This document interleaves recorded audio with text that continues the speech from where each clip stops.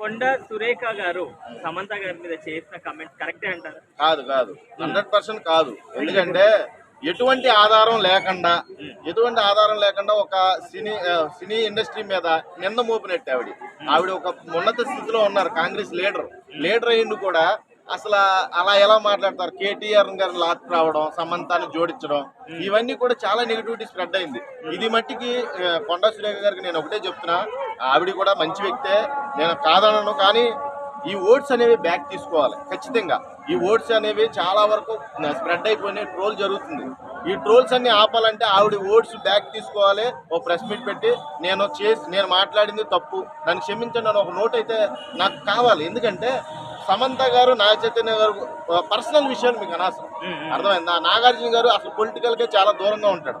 అలాంటి వ్యక్తిని తీసుకొచ్చి ఈ రోజున రోడ్డు మీద పెట్టేశారు. అంటే నాగార్జున మీద జరుగుతున్న కుట్రని కూడా చెప్పాలి. మొన్న చూస్తే అన్కన్వెన్షన్, దాన్ని కూడా సమంత వల్లే అన్కన్వెన్షన్ కూల్చేశారంట. మరి దారుణం ఇది. దానికి తగ్గ ప్రూఫ్లు ఉన్నాయా మీ దగ్గర? ఎట్లా మాట్లాడతారు? ఇప్పుడు ఇండస్ట్రీకి అవమానం ఇది. నాగార్జున గారు ఎక్స్పెషల్లీ ఇండస్ట్రీలో పెద్ద కింగ్ అయినా, అలాంటి ఆయన్ని మీరు అవమానించినట్టే. ఈ రకంగా ఓట్స్ బ్యాక్ తీసుకోవాలి ఖచ్చితంగా. నేను చెప్తా, ఇది మట్టికి చాలా నెగిటివ్ యాంగిల్ ఇది. కొండా సురేఖ గారు కూడా, ఆవిడకి కూడా ట్రోల్స్ జరిగినాయి కాదంట్లా. ఒక టైంలో బాగా ట్రోల్ చేశారు వాళ్ళ వ్యక్తిగత విషయాల గురించి కూడా. అవి నేను యాక్సెప్ట్ చేస్తా. ఈ ట్రోలర్స్ గురించి నాకు ఇప్పటి నుంచో వ్యతిరేకత ఉంది. ఈ ట్రోలర్స్ వల్ల చాలా మంది జీవితాలు రోడ్డును పడతాయి, నేను కాదన్నాను. కాకపోతే మీరు చేసింది చాలా పర్సనలైజ్గా ఉంది, చాలా దగ్గరగా ఉందన్నమాట. ఏంటో మీరు కళ్ళతో చూసినట్టు, ఏదో దగ్గరుండి చేసినట్టు మాట్లాడుతున్నారో వాటిని ప్రూఫ్ ఉందా మీ దగ్గర? మీ దగ్గర ప్రూఫ్ ఉందా మేడం? మీరు అట్లా మాట్లాడొచ్చా? ఇవన్నీ కూడా నేనైతే తీవ్రంగా వ్యతిరేకిస్తున్నాను భయ్య. సమంత గారు, నాగ చైతన్య గారు చాలా ఇష్టపూర్వకంగా విడిపోయారు. వాళ్ళు ఒక అండర్స్టాండింగ్ తో విడిపోయారు. అలాంటి వాళ్ళని తీసుకొచ్చి కేటీఆర్ లింక్ చేశారు. కేటీఆర్ గారు ఆల్రెడీ మనోభావాలు దెబ్బతిన్నాయని ఆల్రెడీ కేసు కూడా ఫైల్ చేశారు. కాబట్టి దీని గురించి మనం రాజకీయంగా చూసుకుంటే మనం మాట్లాడే వ్యక్తులం కాదు. కానీ ఇది ఒక ఇండస్ట్రీకి సంబంధించిన మ్యాటర్ కాబట్టి, చాలా సెన్సిటివ్ మ్యాటర్ కాబట్టి ఆల్రెడీ సమంత గారు కూడా ట్వీట్ చేశారు. అటు తమిళనాడు నుంచి వ్యతిరేకత వచ్చింది. అంటే ఇప్పుడు మన తెలుగు రాష్ట్రాల్లో వ్యతిరేకిస్తున్నారు అనుకోవద్దు మీరు, నేను ఒక్కడే వ్యతిరేకిస్తున్నాను అనుకోవద్దు. ప్రతి స్టేట్ నుంచి కూడా వ్యతిరేకత వచ్చింది.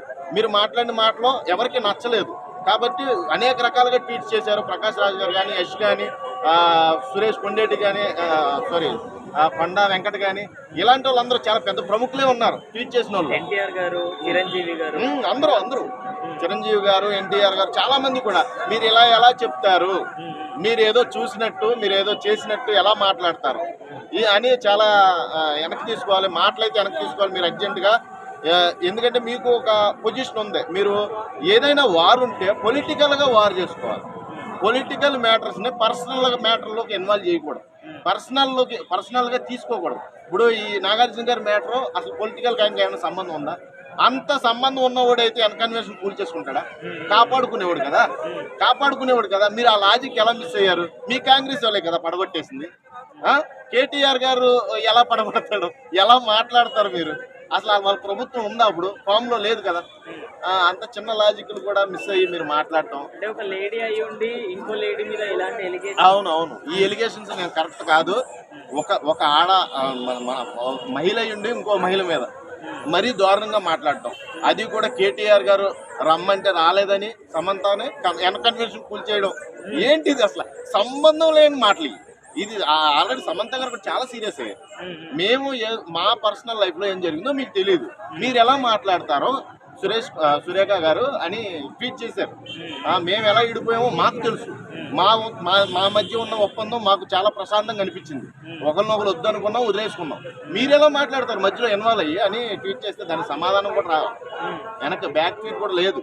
కానీ సురేఖ గారు ఎక్కడ కూడా నేను మాటల్ని వాపస్ తీసుకుంటున్నా అన్నారు, కానీ సారీ ఎక్కడ చెప్పలేదు. అంటే వాపస్ తీసుకుంటే చాలా మంచిది. వర్డ్స్ అనేది వాపస్ తీసుకున్నారు కదా, ఐ అప్రిషియేట్ దట్. కానీ ఎక్కడ కూడా నన్ను క్షమించండి అనే వర్డ్ మాత్రం ఎక్కడ చెప్పలేదు. అంటే అహం అడ్డొస్తుంది అనుకుంటా, నాకు తెలిసినంత పొలిటికల్ ఇష్యూ అడ్డొస్తుంది. ఎందుకంటే సారీ చెప్తే దిగజారిపోయినట్టు ఫీల్ అవుతారేమో వాళ్ళు, కానీ మాట్లాడేటప్పుడు అంత దిగజారే మాటలు ఎలా మాట్లాడారండి మీరు? కనీసం సారీ ఎక్స్పెక్ట్ చేస్తున్నారు అందరూ. ఒక సారీ చెప్పొచ్చు. మీరు ఓట్స్ బ్యాక్ తీసుకున్నారు, okay, I agree that, very very good. నాకు చాలా బాగా నచ్చింది. మరి ఒక్క సారీ చెప్తే ఏమైపోయింది? మీరు మాట్లాడిన దానికంటే సారీ పెద్ద ఇన్సల్టా మీకు? అంత దిగజారిపోయే తనం ఏమన్నా కనబడుతుందా మీకు అక్కడ? ఒక సారీయే కదా ఇండస్ట్రీకి ఒక మొత్తం కలిపి ఇలాగ నేను ఏదో ప్రెస్టేషన్లో మాట్లాడాను, ఒక సారీ కోరుకుంటున్నారు. అలా మీరు సారీ చెప్తే చాలా అప్రిషియేట్ చేస్తారు, అందరూ కూడా మెచ్చుకుంటారు కదా. ఏదో ఆవేశంలో మాట్లాడిన మాటలే అని తీసి పడేస్తారు. కానీ మీరు దాన్ని కూడా ఏదో వెనక్కి తీసుకున్నారు. చాలు చాలు, నా ఉద్దేశ ప్రకారం మాటలైతే నేను వెనక్కి తీసుకుంటాను. సారీ చెప్పినట్టే వెనక్కి తీసుకున్నానంటే నా ఉద్దేశంలో. Okay, thank you.